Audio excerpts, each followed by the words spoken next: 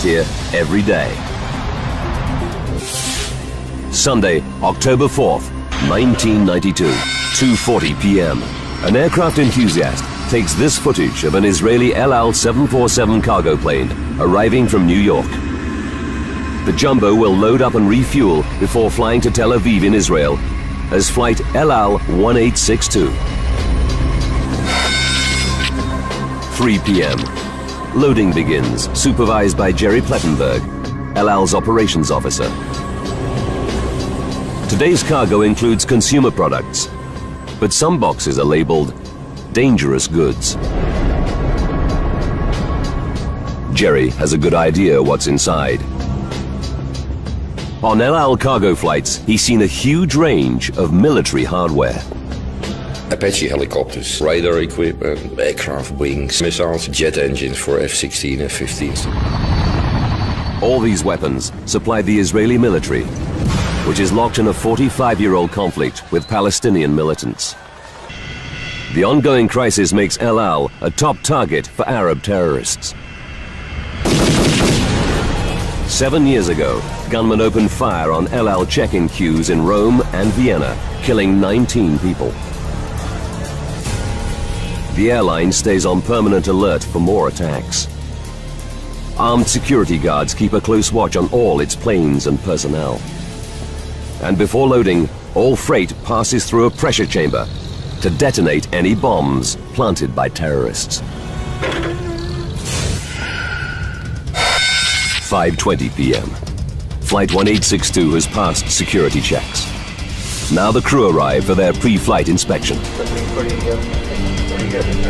The 747 is 13 years old, but it still has at least 5 years of useful service before retirement.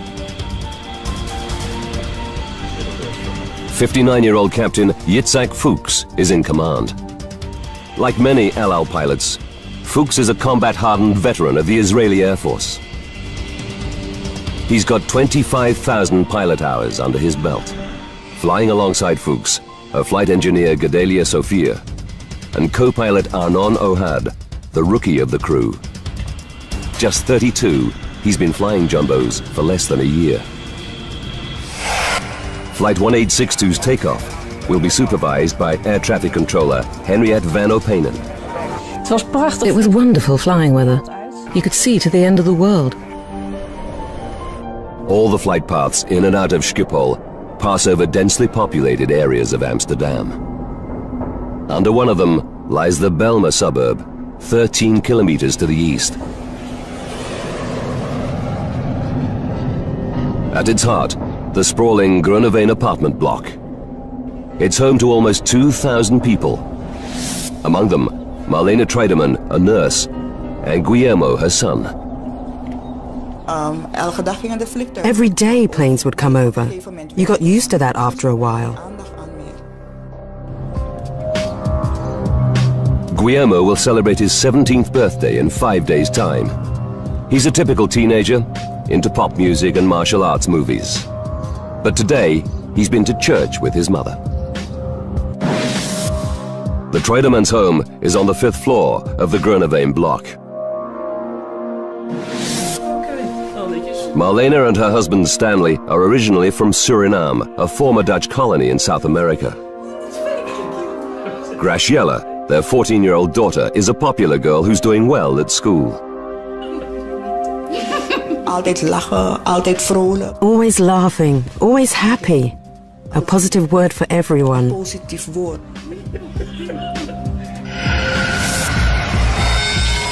6 p.m. On runway 1 at Schiphol, Captain Fuchs powers up the 747's 4 Pratt & Whitney engines. LL 1862, ready for taxi. He hands over to his young co-pilot, Arnon Ohad, to give him more flying experience on the 747. 6 minutes after takeoff, El Al 1862 heads east over Amsterdam suburbs.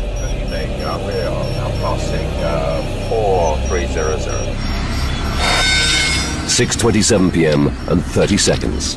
The engines are still at full thrust as the Jumbo climbs to 6,500 feet. Everything is running like clockwork. The crew settles in for the flight to Tel Aviv. In less than 5 hours, they'll be back on home soil with their families.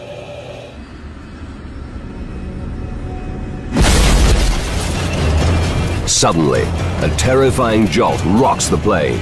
It starts to lose altitude and rolls violently to the right. Veteran pilot Captain Fuchs grabs the controls. He battles to stabilize the Jumbo. If he fails, the aircraft will spiral out of control. LL 1862, Mayday, Mayday, we have an emergency.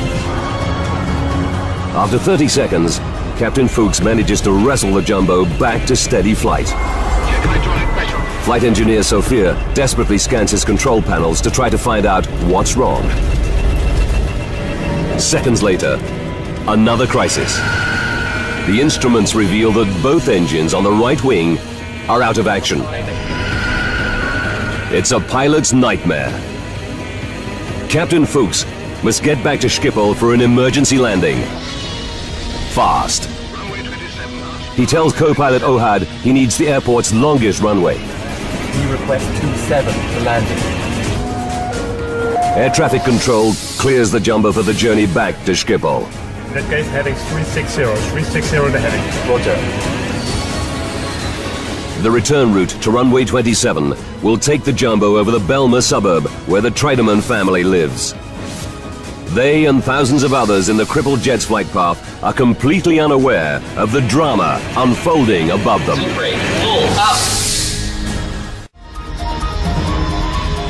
LL-1862, a fully loaded 747 cargo plane, is badly damaged and rapidly losing height. LL-1862, Mayday, Mayday, we have an emergency. 6:30 p.m. Fire crews race into position at Schiphol Airport, where the Jumbo is due to arrive in less than 10 minutes.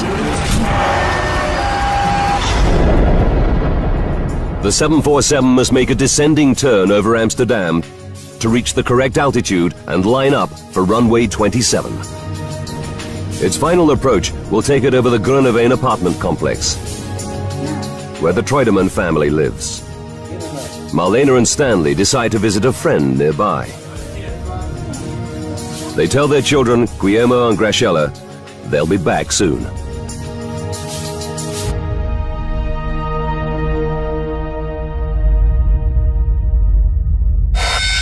(6:33 p.m. and 35 seconds. Descend to 2,000 feet.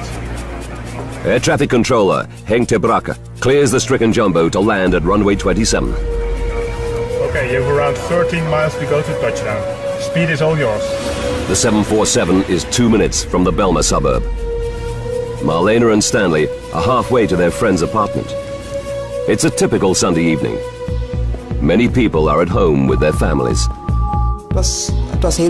It was very relaxed outside. You could hear the children playing. You could see the people on the walkways.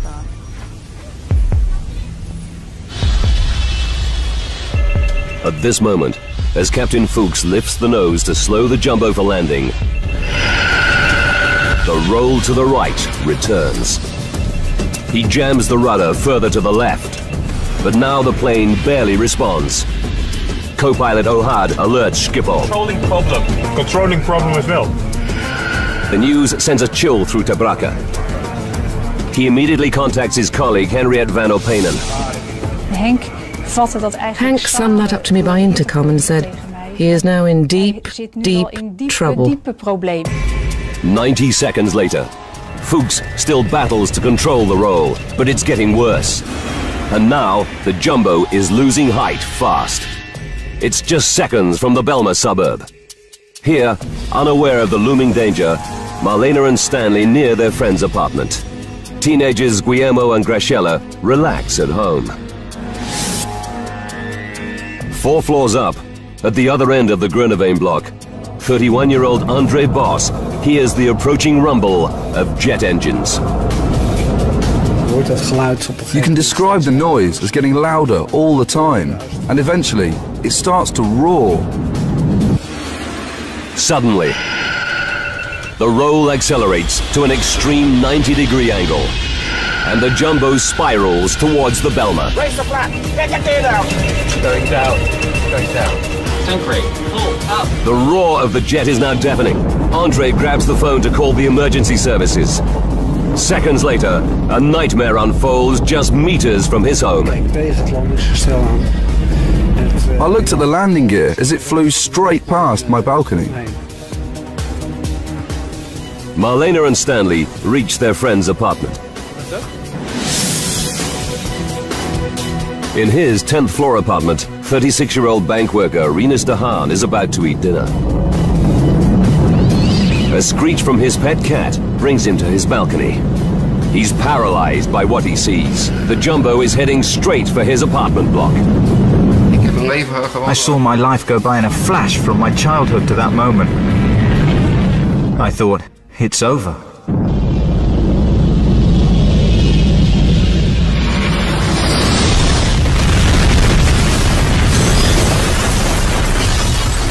"6:35 p.m. and 42 seconds. El Al 1862 smashes into the 6th floor of the 11-story apartment block.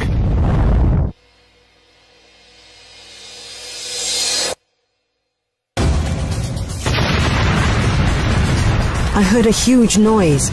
It was as if a door slammed closed, like a bang. The impact knocks Rinus unconscious. Burning aviation fuel rains down onto dozens of apartments.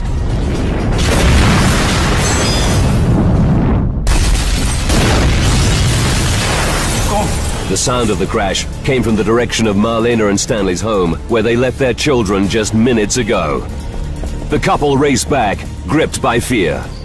What terrible disaster has struck their neighborhood? And are Guillermo and Graciela in danger?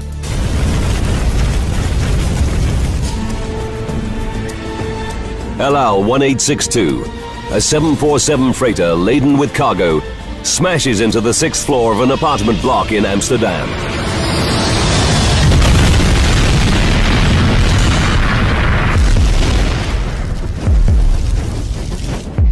"6:35 p.m. and 47 seconds. Air traffic controller Henk ter Brakke realizes the signal from the jumbo has stopped. Up in the control tower, Henriette van Openen can see why. A column of flame and smoke reveals the jumbo has crashed. Marlena and Stanley Treudemann race for home. Suddenly, through the trees, they see a towering wall of flame. Stan said to me, "Marlena, it's our flat." I said, "No, that's impossible." He said, "Marlena, our children, our children." He was screaming. Stanley freezes, but Marlena runs to the burning apartment block. She finds a staircase and races to the 5th floor. I was only thinking, I need to find my children. I need to find my children.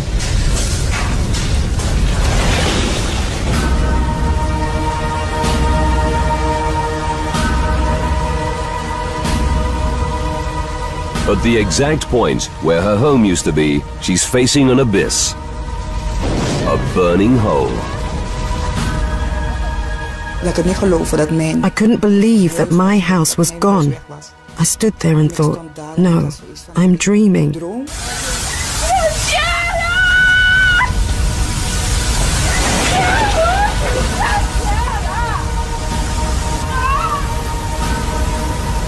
It suddenly occurs to Marlena that her children, 16-year-old Guillermo and 14-year-old Graciela, may have heard the plane coming and escaped.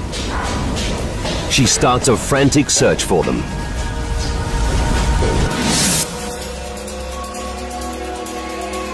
On the 10th floor, bank worker Rinus de Haan regains consciousness.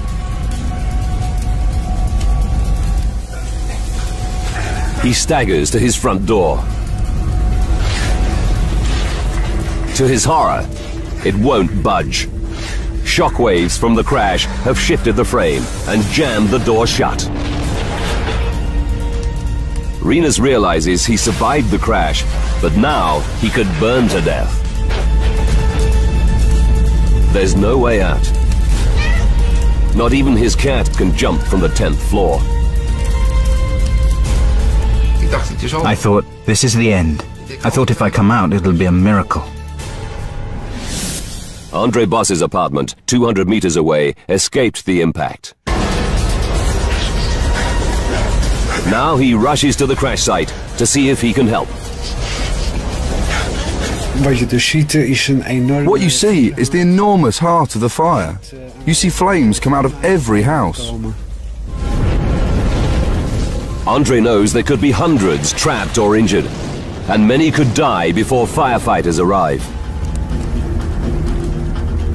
With no thought for his own safety, he smashes open doors which are jammed or locked.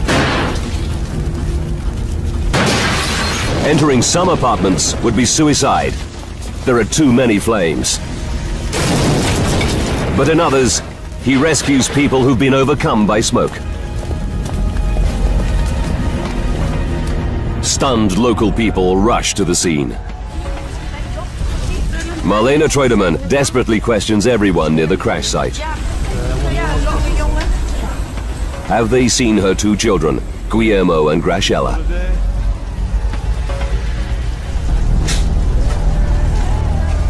Still trapped in his 10th floor apartment, Rinus de Haan feels the temperature soaring as the blaze rages outside. At that moment, it was 58 degrees Celsius already in my house. I was sweating pints. Rinus fears he's got just minutes to live. But he can do nothing except pray that he and his cat will be rescued.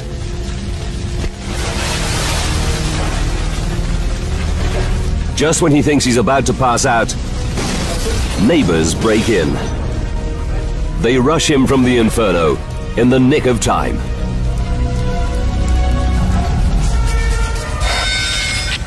"6:40 p.m. Less than 5 minutes after the crash, the first of 16 fire engines from across Amsterdam arrives at the scene. Brave local people like Andre Bos have already pulled many survivors from the crash zone. Now firefighters take over the rescue operation and tackle the inferno. News crews capture the scene as paramedics start to treat the injured.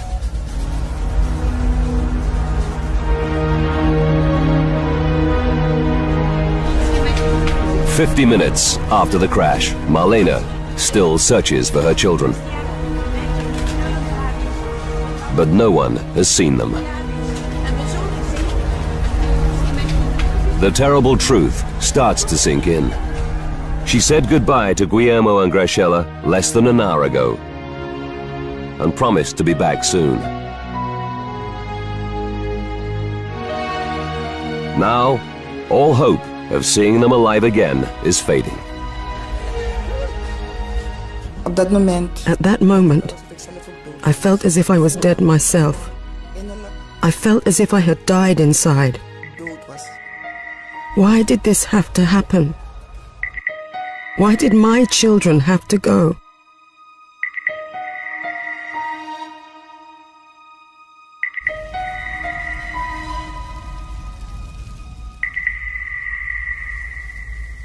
News of the disaster spreads around the world. As many as 200 may be dead tonight after the worst air disaster ever in the Netherlands. Dawn reveals a gaping hole in the building. The crash destroys 31 apartments on 11 floors. The official death toll is 43, including Captain Fuchs and his crew.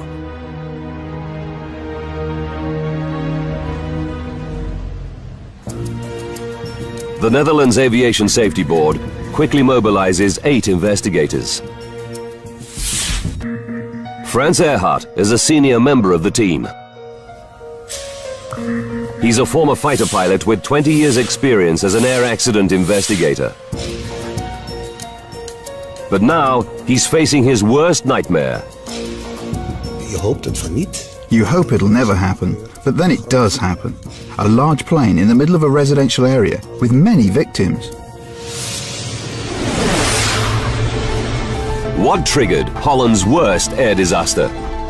And why did the 747 fly steadily for 8 minutes after the Mayday, only to nosedive without warning into a crowded apartment block? Now, by rewinding the events of that fateful day, and by going deep into the investigation, we can reveal what really happened to LL-1862. Advanced computer simulation will take us where no camera can go, into the heart of the disaster zone. In that case, heading 360, 360 the heading. Earhart checks recordings from air traffic control at Schiphol. They reveal that co-pilot O'Hard reported losing power in both engines on the right wing. Number 3 and number 4 engine inoperative. Investigators know that 2 engines failing at the same time is almost unheard of. The team begins to suspect a more sinister reason for the loss of the Israeli jet. We thought from the beginning LL was possibly targeted by terrorists. The investigators fear that Flight 1862 was downed by a terrorist bomb or even a ground-to-air missile. And they have a second mystery to solve. If the Jumbo was hit by a missile, why did it stay airborne for a full 8 minutes Sync rate, full, up. before dropping out of the sky? Sync rate, full, up. To see if the terrorism theory stands up, investigators need to find the Jumbo's engines and its black boxes, which record technical flight data and cockpit conversations. But it's a daunting task. Even if they survived the crash and the 1100 degrees Celsius inferno, they now lie buried under a mountain of rubble. The plane had been broken into so many pieces during the crash that we didn't know where to start. Early the next morning, search teams start to sift through the mountain of wreckage. Investigators know they may face a long wait for clues. Then, an unexpected development. An off-duty policeman reveals that he saw Flight 1862 as it climbed through Amsterdam's airspace. What he tells the investigators gives them an electrifying new lead. Investigators have no concrete leads to explain why LL-1862 crashed into an apartment block in Amsterdam.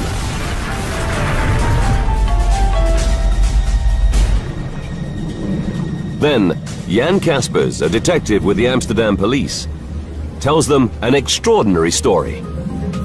On the evening of the disaster, he and an old friend were enjoying a yacht trip on Gooimeer Lake, 10 kilometers east of Amsterdam. Their boat was moored right beneath LL-1862's flight path from Schiphol Airport. At 6:27 p.m., they're preparing dinner. Suddenly, they hear a loud bang. Wat was dat? Gasexplosie. Kaspers rushes onto the deck. In the sky, he sees a 747. Beneath it, 2 objects are falling away. At first I thought they were parachutes. And just as they were above the treetops, I realized that they might be airplane engines. It's a startling revelation. Air crash investigator Frans Earhart immediately orders a team of divers to search Gooimeer Lake. Recovering the engines could solve the mystery. It's now clear to investigators that the 2 right-hand engines didn't simply fail. Number 3 and number 4 engine inoperative. They sheared off completely. Unable to see the engines from the cockpit, the crew had no idea what had happened. Now there's a new mystery facing the team. What could rip 2 5-ton engines off a 747 simultaneously? The case for a terrorist ground-to-air missile or bomb now looks compelling.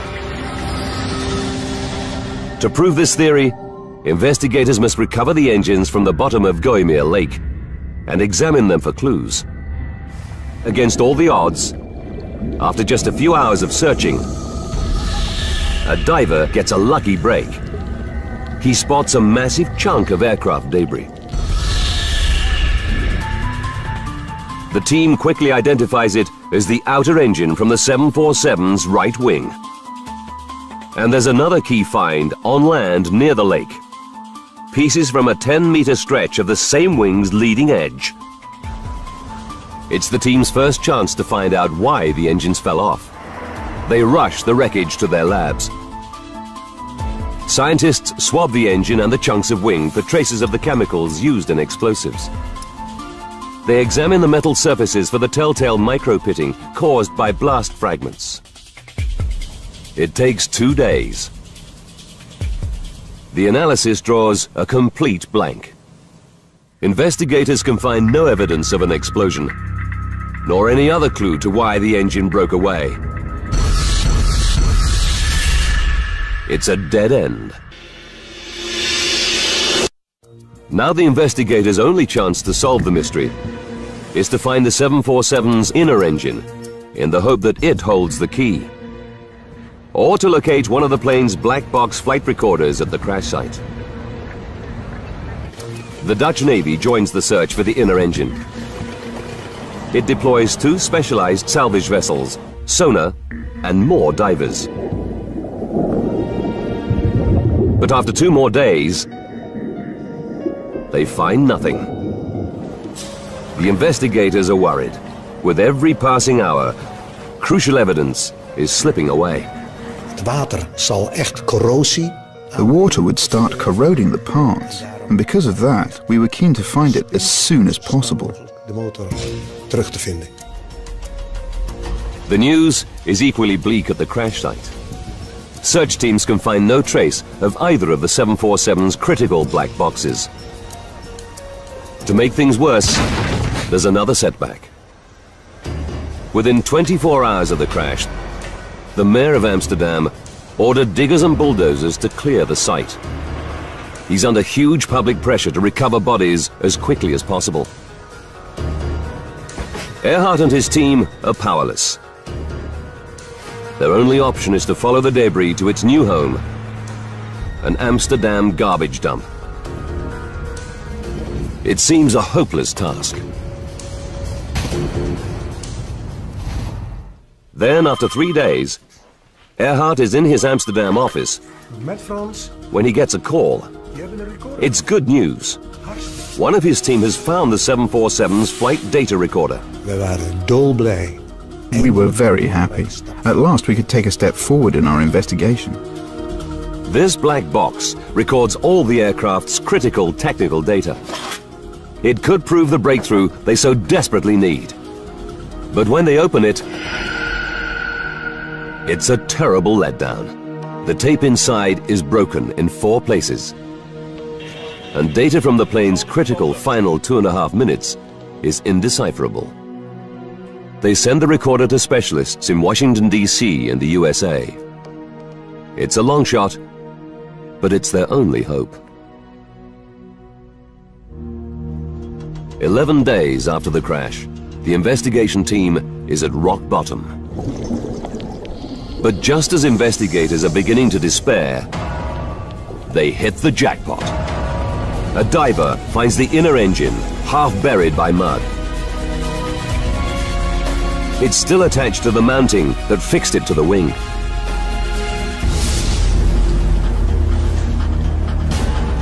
Earhart and the team are excited but cautious. What if this engine proves as unenlightening as the first? It's battered and dented, but they can see no obvious evidence that it was hit by a missile. And when they run the battery of tests for explosives on this engine, once again, they find nothing. Investigators reach a turning point. They rule out a terrorist attack as the cause of the disaster. In fact, they can find nothing wrong with the engine itself. But when they examine its cowling, the outer casing, they quickly spot something odd. a dent, and on it smears of black paint. Where did it come from? They send the paint for analysis. But they must still find out why the inner engine broke away in the first place. Since the engine was still fixed to its mounting, the separation must have occurred at the point where it was fixed to the wing. The team studies the 747's engine attachment system. 4 fittings hold the engines to the wing. At the heart of each is a 14 centimeter long hollow steel bolt called a fuse pin. The fuse pins are strong enough to take the load of a 5-ton jet engine at full thrust. But in some circumstances, they're actually designed to fail. If an engine suffers a crisis, like a mechanical seizure or a bird strike, it can vibrate violently. If the vibrations get too severe, the engine might tear itself free, destroying the wing with dire consequences. To prevent this, investigators know that all 747s have a damage limitation system. When vibrations reach a critical point, the fuse pins are engineered to snap, allowing the engine to fall away harmlessly. But there's no sign that the inner engine suffered a crisis. So the team must consider a chilling possibility. Did something go terribly wrong with the fuse pin system that led to catastrophe? The team examines the mounting that fixed the inner engine to the wing. They focus on what's left of the 2 central fittings which carry the bulk of the load. The fuse pins they held are both missing. But on one fitting, investigators spot something intriguing. The top of the lug that held the fuse pin has snapped off. Did this happen when the engine hit the lake, or earlier? Metallurgists examine the break and make a dramatic discovery. The stress markings are not typical of a violent impact. They reveal that the lug snapped because it was overloaded. They realize this can only have happened if the fuse pin inside broke at one end. This would transfer significant stresses and twisting forces onto the lug at the other end, making it give way. Fuse pins are designed to break at both ends if the strain on the engine reaches a critical point. Earhart believes that a partial failure can only mean one thing: metal fatigue in the fuse pin. It's a startling new theory. Could metal fatigue in the engine's fuse pins be at the root of the disaster? But Earhart knows the inner engine would only shear off if both central fuse pins failed. To prove their theory, investigators will have to find the missing fuse pin from the other central fitting. The chances of finding such a tiny part in Gooimeer Lake are remote. Earhart's only hope that a significant fragment was still attached to the wing when the jumbo crashed.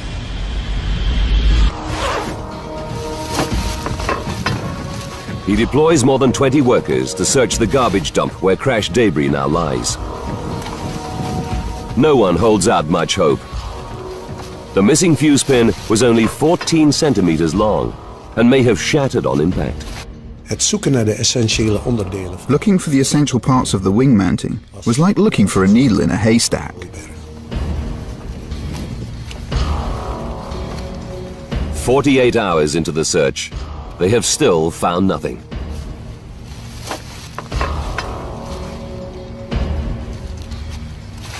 Then, on day 3, one of the team spots a piece of metal half hidden by garbage. It's part of the missing central fitting from the inner engine. And against all the odds, there's a chunk of fuse pin still inside. Investigators know it may be their last chance to solve the mystery behind the disaster. They begin scanning the fragment under an electron microscope as soon as it arrives from the rubbish dump. And they find their answer. In the wall of the fuse pin, there's a crack 4 millimeters deep. The patterns around the fault show all the classic signs of metal fatigue. The flaw started along machining grooves in the hollow pin's central bore. It's the breakthrough the team have worked so hard to reach. They already know that metal fatigue made one of the inner engine's 2 critical central fuse pins fail. Now, they have indisputable evidence that the other central fuse pin was also defective. With every flight, the microscopic cracks in the inner engine's fuse pins got bigger and bigger. On October 4th, 1992, they reached a critical point. At 6,500 feet, with the engine at full thrust, the faulty fuse pins fail.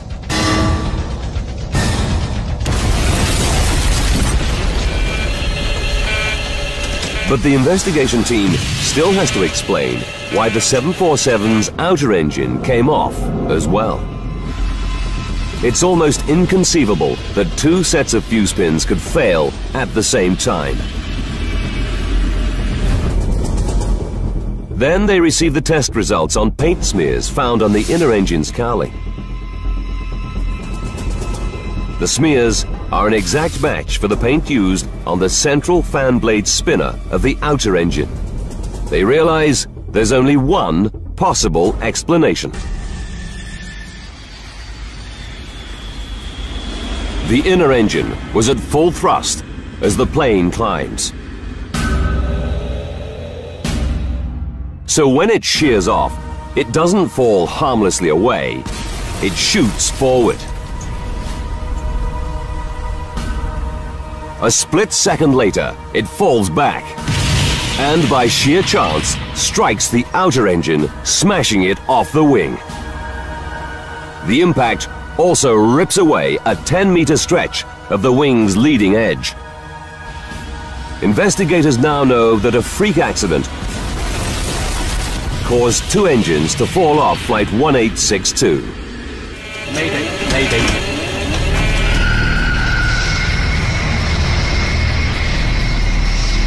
They alert the manufacturer, Boeing. It immediately instructs airlines operating the 1,000 747s around the world to inspect all fuse pins and replace any that are faulty. But the traumatized residents of the Belmer are desperate for the answer to another major mystery. Why the plane crashed? A 747 should be perfectly capable of flying on 2 engines.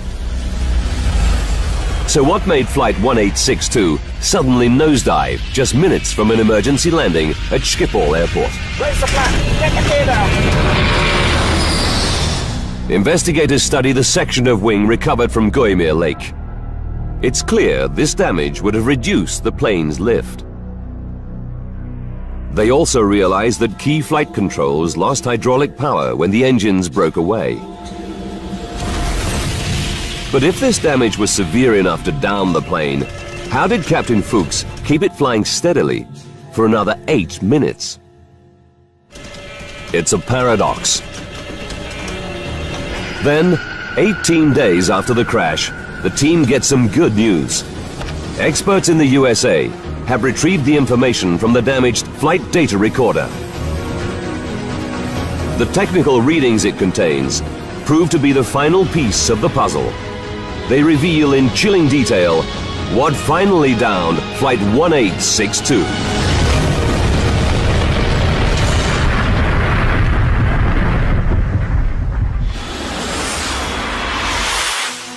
Investigators know that metal fatigue caused one engine to shear off LL-1862 and smash off a second engine.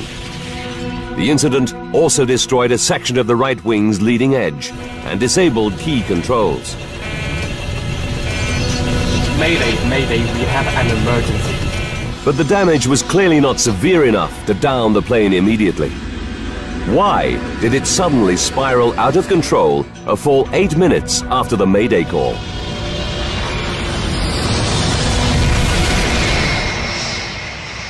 The team drafts in test pilot and aeronautical engineer Geert Tichelaar to find the answer. He analyzes thousands of technical readings from the 747's flight data recorder. After 8 months of hard work, Tichelaar has a dramatic new insight into what happened to Flight 1862. For the first time, he's able to explain the complex relationship between the loss of the engines, the mangled wing, and the damaged controls. He discovers that although the crippled plane could still fly, a crash was inevitable as soon as it tried to land. De crew had geen keuze. The crew didn't have a choice. They could do nothing else. They were doomed to crash. The flight data analysis finally reveals why LL-1862 nosedived without warning after pilots kept the jet airborne for a full 8 minutes. And how hundreds of people on the ground were left seconds from disaster. 8 minutes to disaster. Defective fuse pins holding the inner engine to the wing snap, causing the plane to lose not one, but 2 engines. This catastrophe also damages a 10-meter stretch of the wing's leading edge, causing a major disruption of airflow over it. This reduces lift on the right-hand side and makes the 747 roll to the right. Captain Fuchs has also lost 2 hydraulic systems, controlling key anti-roll devices. He only manages to wrestle the jumbo back to level flight by pushing his remaining controls to the limit.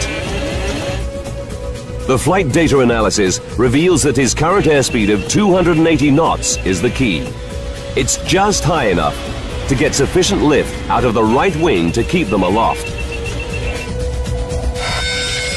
39 seconds to go. 5 kilometers from the Belmer apartment complex. Now Captain Fuchs lifts the jumbo's nose to slow the plane down for landing, unaware that this routine procedure will have fatal consequences.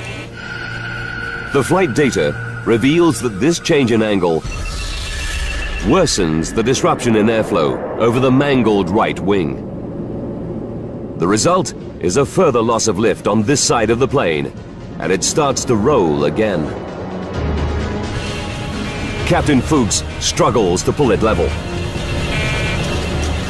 But his airspeed has now dropped below 260 knots, reducing lift even more.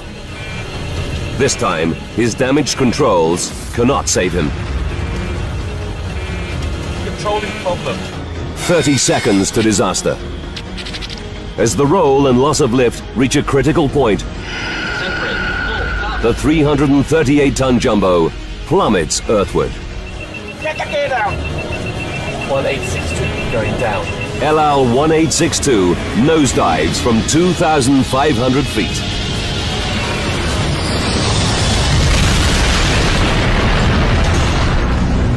Microscopic faults in 2 14-centimeter long components lead to the death of 43 people.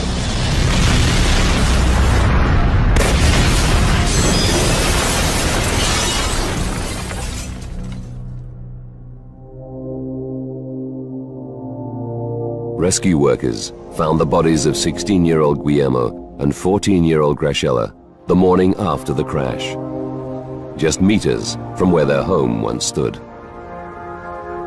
Medical experts believe they were killed instantly. After the disaster, the children's parents, Marlene and Stanley, moved to another part of Amsterdam. They couldn't bear to live in the area where their children died. Het is niet makkelijk, dat geef ik ook toe. It's not easy to lose your child or your children. Maar je kan... But you can get strength from the good times you've had with them. De fijne momenten wat jij met ze hebt gehad. En de herinneringen... Memories from their birth to their death. No one can take away from me. Dat neemt niemand me af. En ik weet dat ze hier zijn. Ik voel gewoon... I know they are here. I feel their presence. A good atmosphere.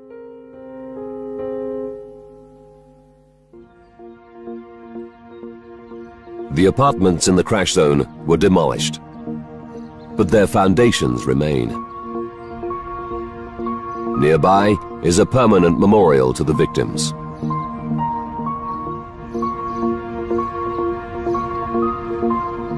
But the disaster also leaves another legacy. Boeing goes on to strengthen all 747 engine-to-wing attachments, including fuse pins.